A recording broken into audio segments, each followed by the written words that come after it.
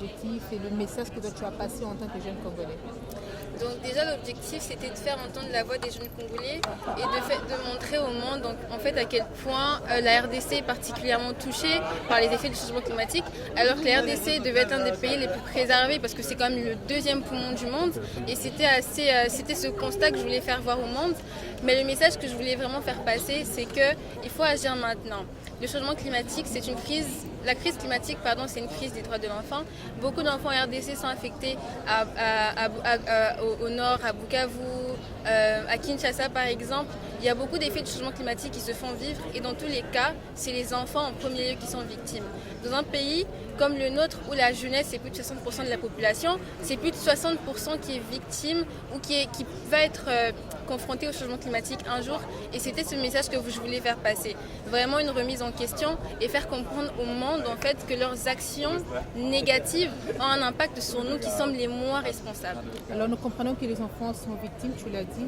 Et c'est quoi la solution que toi tu préconises, la solution que tu partages? Sur quoi est-ce qu'il faut plus miser pour protéger les enfants?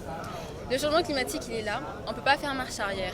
La seule solution qu'on a aujourd'hui, c'est l'adaptation. C'est de nous adapter aux chocs auxquels on va être confronté, pas seulement aujourd'hui, pas seulement demain, mais dans les années qui suivent.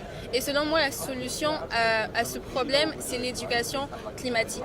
Il faut que les enfants RDC soient suffisamment informés sur le changement climatique, sur les risques du changement climatique, sur comment ils peuvent s'engager pour lutter contre le changement climatique et aussi sur comment leurs actions peuvent contribuer à réduire petit à petit les effets de ce changement. Moi, je pense que l'éducation climatique, l'éducation au changement climatique va permettre aux jeunes de se rendre compte des problèmes auxquels on fait face maintenant, mais aussi que ça va les rendre assez autonomes en termes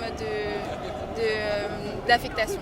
Et toi, en tant qu'ambassadrice, qu'est-ce que tu fais dans ton entourage pour que ce message puisse atteindre plus de monde? Ouais, c'est une bonne question. On a lancé une campagne avec UNICEF qui est une campagne de sensibilisation parce que c'est important que les jeunes soient informés que le changement climatique c'est un réel problème et qu'il faut qu'ils s'engagent. Et la campagne de sensibilisation s'appelle Bopeto Nakilasi.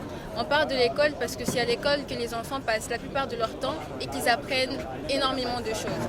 Bopeto Nakilasi a deux buts, sensibiliser et informer les enfants sur le recyclage et l'importance de garder son environnement sain.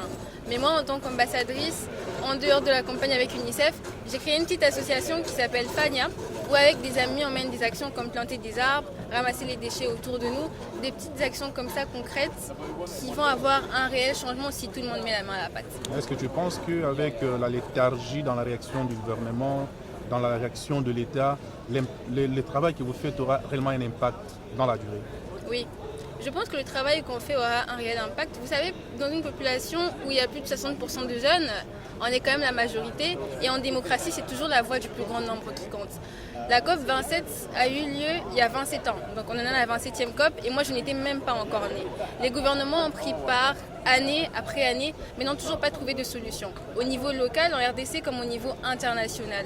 Et maintenant, avec cette prise de conscience de la jeunesse congolaise et africaine qui est prête à se battre pour que les choses changent réellement, les choses vont changer. Avec ou sans l'apport du gouvernement, parce qu'on est les plus nombreux.